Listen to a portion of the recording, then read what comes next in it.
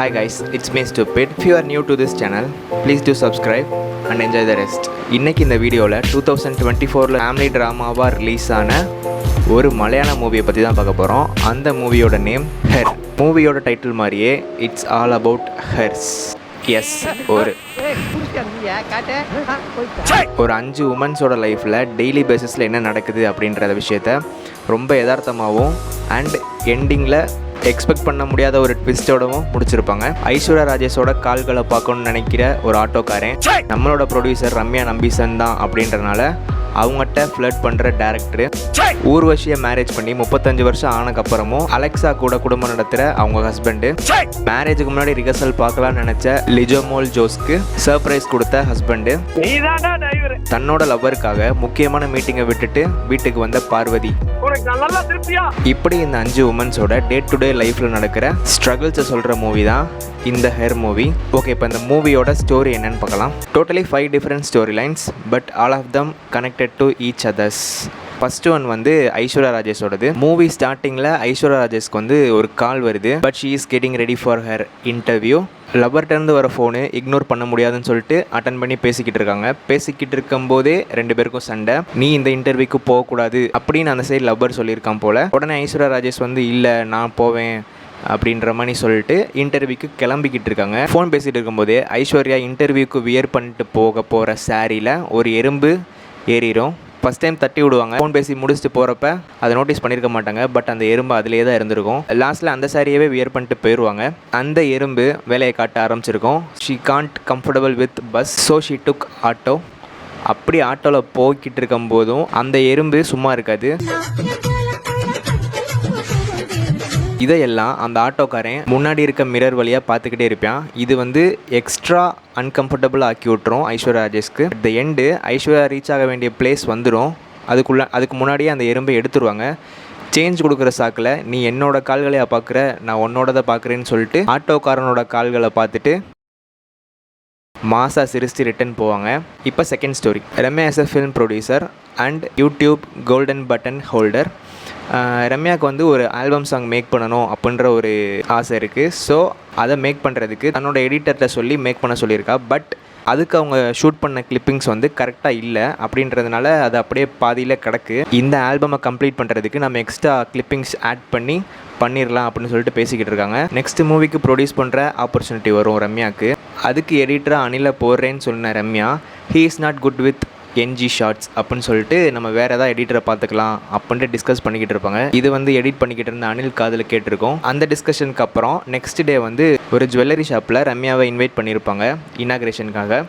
அந்த இனாக்ரேஷன் போகிறதுக்கு முன்னாடி அவங்களுக்கு ஒரு மெயில் வந்திருக்கும், நீங்கள் இங்கே வர வேணாம் அப்படின்ட்டு. பட் இந்த மெயிலை பார்க்காம ரம்யா அங்கே போயிடுவாங்க. அங்கே போயிட்டு ரம்யாவுக்கு என்ன நடந்துச்சு எது நடந்துச்சுன்னு தெரியாது. ஸோ எதனால் நீங்கள் வேணான்னு சொன்னீங்க அப்படின்ற ரீசன் கேட்கும்போது அங்கே இருந்த ஒரு மேனேஜர் சொல்லுவார், நீங்கள் இந்த வீடியோ இன்னும் பார்க்கலன்னு சொல்லிட்டு ஒரு வீடியோ ப்ளே பண்ணுவார். பார்த்தா எந்த NG ஷார்ட்ஸை வச்சு நான் நல்லா எடிட் பண்ண மாட்டேன்னு சொன்னீங்களோ அதே NG ஷார்ட்ஸை வச்சு அந்த ஆல்பமை கம்ப்ளீட் பண்ணி அதை யூடியூப்பில் அப்லோட் பண்ணியிருப்பான் அனில்.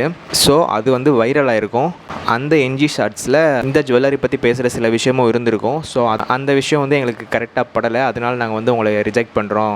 ஸோ நெக்ஸ்ட் டைம் பார்க்கலாம் அப்படின்ற மாதிரி சொல்லிடுவாங்க. சரி, ஓகே, நம்ம எடிட் பண்ணி முடிச்சிட்டோம், இனிமேல் ரம்யா மேம் நம்மளை கொன்றுவாங்க அப்படின்ற ஒரு பயத்தில் அங்கேருந்து கிளம்பி போகலான்னு நினைப்பேன். பட் அப்போ ரம்யாட்டேருந்து ஒரு கால் வரும், நெக்ஸ்ட் என்னோட மூவிக்கு நீ தான் எடிட்ரு அப்படின்னு சொல்லுவாங்க. ஸோ அந்த அனில் அப்பாடா நம்ம பண்ண விஷயம் கோவம் வரல அவங்களுக்கு அப்படின்னு சொல்லிட்டு அந்த சீட்டில் உட்காருவேன். இதோட செகண்ட் ஸ்டோரி எண்ட் ஆகும். NG ஷார்ட்ஸ்னால் நாட் குட் ஷார்ட்ஸ். இப்போ third story. This one is my favourite. ஊர்வசிக்கு மேரேஜ் ஆகி 35 இயர்ஸ் ஆகிருந்திருக்கும். She is everything to her husband. எந்த அளவுக்கு அப்படின்னா அவங்க ஹஸ்பண்ட் ஃபோன் தான் நோண்டிக்கிட்டு இருப்பார். அப்போ டைம் கேட்டால் கூட ஊர்வசி அவங்க ஹஸ்பண்ட்டை டைம் சொல்லிட்டு போவாங்க. அந்தளவுக்கு கேரிங்காக பார்த்துக்குருவாங்க அவங்க ஹஸ்பண்டை.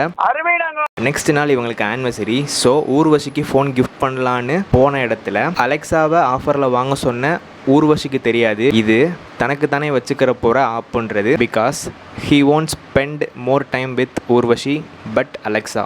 ஃபஸ்ட்டுலாம் டைம் கேட்டால் ஊர்வசி தான் சொல்லுவாங்க. பட் இப்போ டைம் கேட்குற விஷயத்துலேருந்து நியூஸு சாங்கு எல்லாமே அலெக்ஸாட்டே கேட்டு தெரிஞ்சுக்கிற ஆரம்பிக்கிறாரு அவங்க ஹஸ்பண்டு. இது ரொம்ப பொசசிவ் ஆக்கி விட்டுரும்.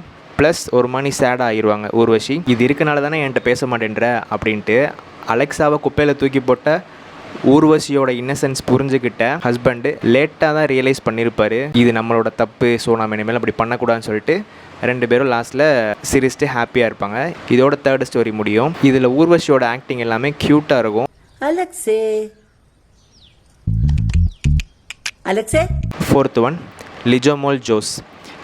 லிஜோமோல் ஜோல்ஸ் ஒரு பையனை வந்து காலேஜ் படிக்கும் போது லவ் பண்ணுறாங்க. ஆக்சுவலாக அவங்க 2 பேரும் ஃப்ரெண்ட்ஸ் தான், ஆனால் லவ்வர்ஸ். இப்படி 2 பேருமே யூஎஸ் போகணும் அப்படின்னு சொல்லிட்டு ஆசைப்பட்றாங்க. 2 பேருமே அப்ளை பண்ணுறாங்க. பட் அன்ஃபார்ச்சுனேட்லி லிஜோமோல் ஜோஸ்க்கு வந்து கிடைக்கல. அவங்க பாய் ஃப்ரெண்டுக்கு மட்டும் கிடச்சிருக்கு. ஸோ அவங்க பாய் ஃப்ரெண்ட் போயிட்டு திருப்பி 3 இயர்ஸ் கழிச்சு வராரு. அப்படி யூஎஸ்லேருந்து வந்த பாய் ஃப்ரெண்டு நம்ம 2 பேரும் லவ் பண்ணுறோம், கல்யாணம் பண்ண போகிறோம், பட் நம்ம 2 பேரும் பெருசாக டைம் ஸ்பெண்ட் பண்ண மாதிரி தெரில, ஸோ வந்து நம்ம நிறைய டைம் ஸ்பெண்ட் பண்ணணும் அப்படின்ற மாதிரி நிறைய அட்வைஸ் பண்ணுறான். It's so embarrassing.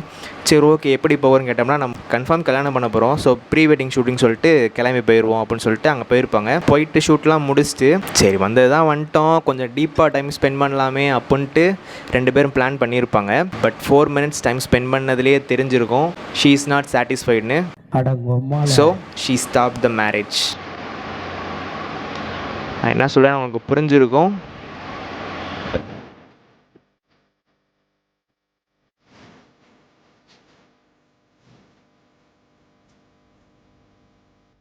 இதோட 4th ஸ்டோரி எண்ட் ஆகும். 5th வந்து பார்வதி. இருக்கிறதுலே பார்வதி தான் பாவம். Not because she is a lesbian, but what happen to her is my concern. பார்வதியோட மெய்டு ஒர்க்குக்கு வர லேட் ஆகும். ஸோ நம்மளே ஜாகிங் முடிச்சுட்டு ஏதாவது சமைக்கலான்னு சொல்லிட்டு ஸ்டவ் ஆன் பண்ணிட்டு பாத்திரத்தில் தண்ணி ஊற்றிட்டு என்னத்தையோ போட்டுட்டு வச்சுருப்பாங்க. ஒரு கட்டத்துக்கு மேலே டைம் லேட் ஆக ஆரம்பிச்சிடும். அவங்க பாஸ் வந்து கால் பண்ணி இன்றைக்கி ஒரு மீட்டிங் இருக்குது, இந்த மீட்டிங் மட்டும் கரெக்டாக முடிஞ்சு அப்படின்னா நீ வந்து யூஎஸ் போகிறத யாராலையும் தடுக்க முடியாது அப்படின்ற மாதிரி சொல்லியிருப்பாங்க. ஸோ அந்த மீட்டிங் கிளம்பி போகிறதுக்காண்டி கார் எடுத்துகிட்டு கிளம்பி ஆஃபீஸ் போயிடுவாங்க பார்வதி. மிடில் ஆஃப் த மீட்டிங்கில் பார்வதிக்கு ஒரு பெரிய டவுட் வரும், நம்ம அடுப்பை ஆஃப் பண்ணோமா இல்லையா அப்படின்ட்டு.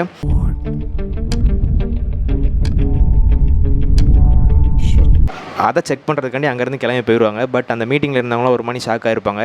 கூட ஒர்க் பண்ணுற கொலிக்கு வந்து என்னாச்சு கேட்குறப்ப இல்லை நம்ம போய் ஆகணும், இல்லை நான் கன்ஃபார்ம் போய் ஆகணும், ப்ளீஸ் நீ ஹேண்டில் பண்ணிக்கோ அப்படின்னு சொல்லிட்டு அங்கேருந்து கிளம்பிடுவாங்க. போகிறப்பயே அந்த மெய்டுக்கு கால் பண்ணுவாங்க, பக்கத்து வீட்டில் இருக்க அங்கிள் கால் பண்ணுவாங்க. அந்த அங்கிள் வந்து கால் எடுக்காமல் இக்னோர் பண்ணிடுவார். அந்த மெய்டு வந்து நான் வீட்டுக்கே போயிட்டேன், நீங்கள் தான் என்னை வந்து லேட்டாக வந்ததுக்கு திட்டி அனுப்பிச்சிங்களா அப்படின்னு சொல்லிட்டு ஸோ அப்படின்னு சொல்லிடுவாங்க. வேறு ஆப்ஷனே இல்லை, நம்ம தான் கிளம்பி போகணும்னு சொல்லிட்டு கார் எடுத்துகிட்டு போய்கிட்டு இருப்பாங்க.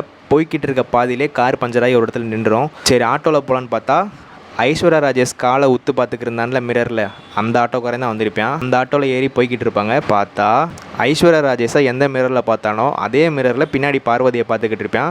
இது தெரிஞ்சோடனே பார்வதி ஒரு மணி கத்திருப்பாங்க. அதில் கோவமான ஆட்டோக்காரை வந்து இதுக்கு மேலே ஆட்டோ போகாது, நீ காசை கொடுத்துட்டு கிளம்பு அப்படின்ற மாதிரி சொல்லியிருப்பான். ஐயோ என்கிட்ட காசு இல்லை, நான் வந்து உங்களுக்கு ஜிபே பண்ணுறேன் அப்படின்னு சொல்லிட்டு கேட்குறப்ப என்கிட்ட ஜிபேலாம் இல்லை அப்படின்னு சொல்லுவான். இந்த விஷயம் நடக்கிறப்ப அவன் சடன் பிரேக் போட்டிருப்பான். ஸோ பின்னாடி வந்து இருந்த ஒரு கார் வந்து ஆட்டோவை இடிக்கிற மாதிரி வந்திருக்கும்.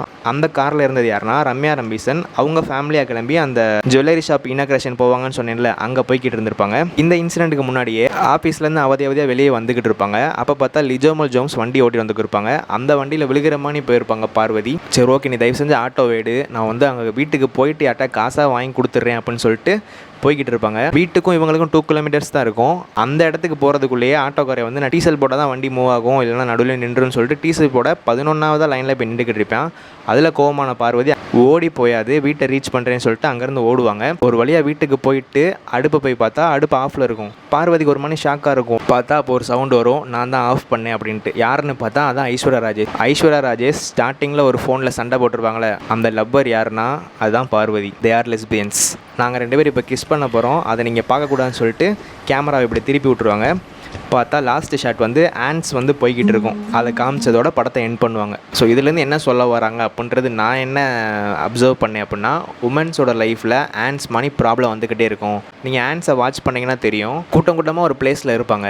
பட் ஒரு இடத்துல ஸ்வீட் இருக்குது அப்படின்ட்டு ஒரு ஆண்ட்டுக்கு தெரிஞ்சால் போதும், அது மொத்த கேங்கையுமே அந்த இடத்துல கூட்டிகிட்டு வந்துடும். In this world all women's R sweet and we are ants. Give a try if you are free. நான் நெக்ஸ்ட் வீடியோவில் வந்து உங்களை மீட் பண்ணுறேன்.